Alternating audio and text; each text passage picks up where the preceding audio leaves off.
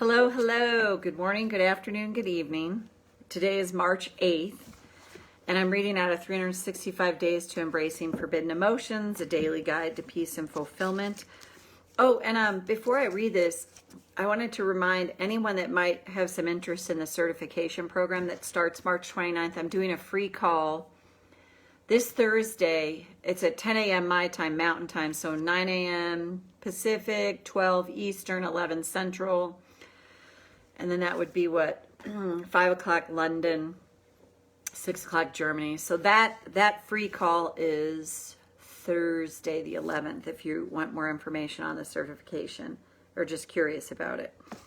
Hi, Fiona. It's so nice to see your name. Feels like I haven't seen you. I just saw you recently, but I hadn't seen you in a while. So March 8th. This is so interesting, having watched the interview last night with Meghan Markle and Prince Harry. Interesting. So, if the path before you is clear, you're probably on someone else's, unknown. It's interesting to ponder. Let me do that right now. Maybe this idea that I could be on someone else's path includes having thoughts like, I need to go to school, get a job, buy a home, and or have a family, even when that doesn't actually feel right for me. Maybe I'm one of those people with my future mapped out for me by the society I live in. What if this seems like the clear path I should take, but there's always been something else stirring inside of me that whispers about how there's something different out there for me. Perhaps a different path reveals itself through the impulses I feel. For example, maybe some thought that's not enough, let me start that over. For example, maybe some thought that's not even a thought tells me to pick that phone up. There's some rewrites going on right there. To pick up that phone. Oh, I get it. Maybe some thought, that's not even a thought, tells me to pick up that phone and make the phone call. Or go to the left instead of right. Maybe it tells me to grab that book that just fell off the shelf and see what it's open to, and so on. This alternative path seems a lot less clear because only small, seemingly inconsequential steps are being revealed here and there. And yet something still feels right. Then suddenly the bully in my brain kicks in. It sends doubt through my head and the path feels foggy. And now I feel afraid to consider so much as pursuing it further. But what if I got wired backwards in this world I grew up in? What if these little impulses are a byproduct of interrupting thoughts that aren't serving me? What if, by indulging these impulses, I am opening up to a new way of living and being? This new path may not always seem clear, but beyond the doubts that the bully likes to lob my way, it feels right. It might be worth a try. Some days I feel like I'm just bobbling over this, but that's okay. Thought for the day. What if today I can see if I receive a little impulse to do something and act on it and see what happens? So I'm walking you over to this door because my cat is, oh my God, let me in. And I want to let her in. So you got to take a little trot with me. So it was interesting. Why I said I'm going to bring up the interview that I watched last night with Meghan Markle and Prince Harry, because there's a system in place there. Hey, Marcia. Hey, Barbara. Hey, Fiona again. There's a system in place in most cultures. There's a system in place that they were a part of. And that system, I was a part of a Catholic system that told me, all these different things about myself. Talk about feeding you a banquet table full of unworthiness and sinfulness and all that. That was my upbringing in it. As I said, my my bestie here grew up in a much better way in her Catholic upbringing. But if you think about it, there are so many systems in place, even the culture that we live in, that tell us how we should look, everything that's going on, how it should be, how we should behave. And if we're not part of that system, you can feel very much alone. I heard this line so long ago, and it's always stuck with me. It was in my 20s when I was living in Chicago. And I was at a 12-step meeting, and the gal goes, "It is possible that all the ducks are flying in the wrong direction." And I've said that many times, and I think that's so true. Just because it's the predominant thought doesn't mean it's true. Just because the masses say this is how it should be doesn't mean that it needs to be true for you. But that's a lot of energy to go up against. And if you think about when I was watching that interview last night, you think about the energy that those two young people have been going up against, regardless of how you feel about either. I'm not into debating anything about that, but that's a lot of energy in a system to go up against. So it's learning to find our voice and what's true for us in the midst of everything that's being said to us. So let's tap. Karate chop. Even though my own voice can get so drowned out. Did I say that right? I choose to acknowledge I feel this way now. Even though it's hard to hear my inner voice above the programming the culture teaches, I choose to acknowledge this truth right now. Even though I bet somewhere along the way, I lost my voice. Maybe I found it again. Maybe I'm in the process of finding it. But I do want to find my voice. And I choose to honor this truth right now. And go to the eyebrow. It's so easy to lose my voice. Could do one or two. It's so easy to forget what's best for me.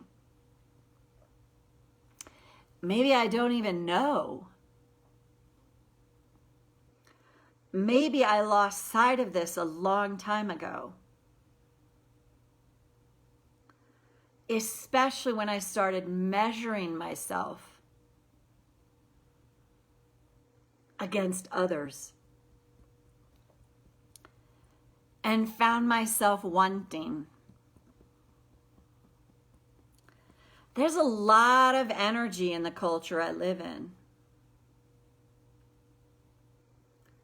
that tells me how I should be, what my life should look like, where I should be at this point in my life. And if I'm not there, oh, that doesn't feel good. But what if I've suffered enough about all of this?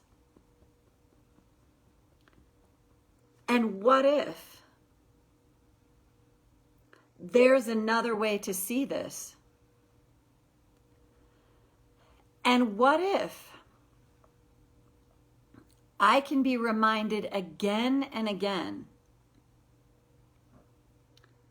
that these things that have caused me so much suffering are the very things that are drawing me back to myself to find my own voice, to find what's right and true for me. And what if this starts to shift so much for me? what if I'm meant to connect more deeply within in a real and genuine way? And what if anything that I've suffered over is not because I'm being punished, not because I'm doing anything wrong? What if it's all meant to redirect me, to reconnect within in a far deeper and more meaningful way? And then I find what's right and true for me.